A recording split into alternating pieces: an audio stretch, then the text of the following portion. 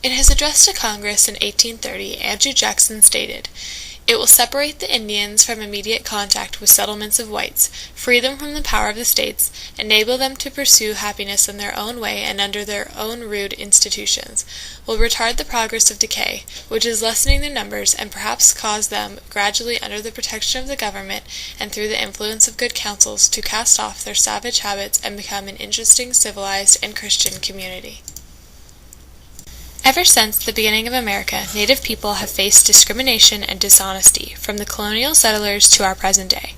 Now more than ever, they are looking for federal recognition for sufficient social, medical, and educational services for tribal members. Of Native people living in America, 25.9% of them live below the poverty line. This is higher than any other minority in America.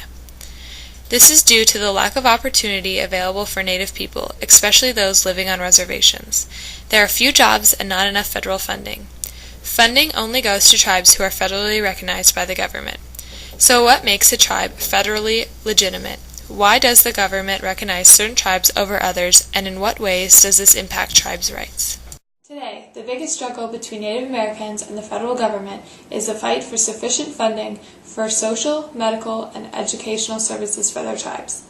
These issues all boil down to differences on economic, political, and cultural aspects of life.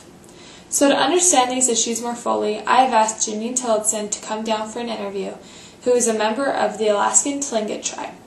So, why don't you introduce yourself? Okay. My name is Janine Tillotson, and I'm an enrolled member of the Tlingit tribe of Alaska. My mother was one quarter blood, so she was part of the Alaska Native Land Claim Settlement Act. Okay. So how did you find your tribe and become a member? During the 1970s, when they built the Alaska Pipeline through Alaska, they had to start settling land claims issues. The issues that were solved down here by putting Native people on reservations didn't happen in Alaska. So what they did is, when they had to settle the land claims in Alaska, they put the land base of particular tribes in corporate ownership. And so my corporation, the Tlingit and Haida tribes, are part of the Sea Alaska Corporation. If you were alive in 1974, you were one quarter blood Native, and you could prove it, then you were eligible to become a shareholder. So, and it's a pretty common story. It's not just my family's story, that people originally looked up their tribal heritage because they thought it would bring them money. But as they found out what it meant to be a part of that tribe, the language started to come back, the culture and the traditions came back. How has Obama's administration made changes towards the Native American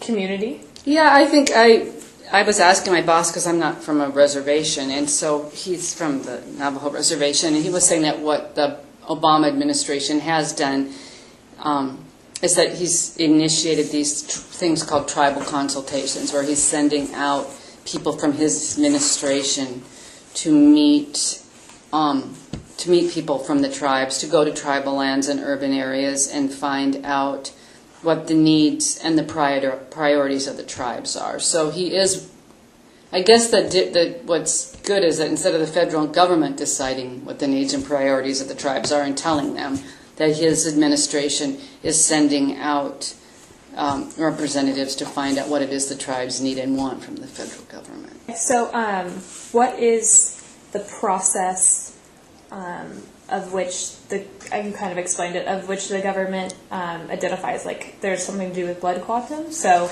how do you go about that process of getting that level taken? Right. I mean, that is the process. There's actually two different things. There's the government process of proving that you're Native, and then there's your tribes. Okay. And for the federal government, you do have to go through what I just talked about. You have to be able to trace descent to a member of the tribe. That's each tribe's decision.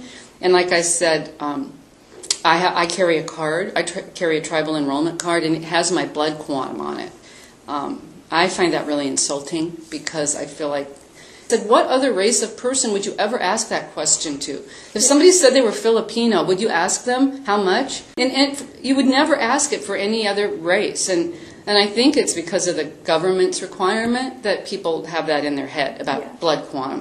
How has government policies, how have they changed or impacted tribal culture? Because, the historical government policy of removing Native peoples from their lands and putting them in reservations was pretty traumatic to a culture, which was the original government policy. I think that there's two sides. The historic policies were pretty traumatic, or very traumatic to the Native cultures, and really almost annihilated those cultures.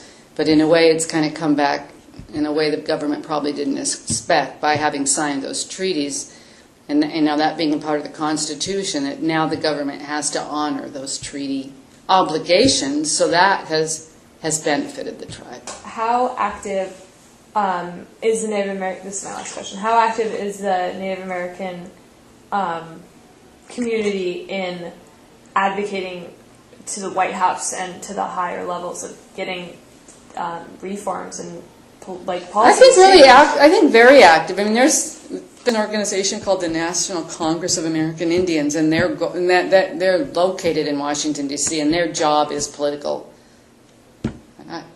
activism, political lobbying, and I think pretty active. There's the National Indian Education Association is, people who are involved in Native American education. That's a professional group who has professional meetings and has lobbyists and sends people to Washington, D.C. So I think quite active. Okay. Yeah. All right. Thank you very much. A big thanks to Janine. So while our current government under Obama has been working hard to improve policies and resolve issues with the Native Americans, and has made quite a bit of progress, there is still a long way to go before the United States and Native American issues are completely settled. Hopefully, in the near future, the U.S. federal government can negotiate an understanding that will federally recognize more tribes and provide sufficient funding for social, medical, and educational services for all Native Americans.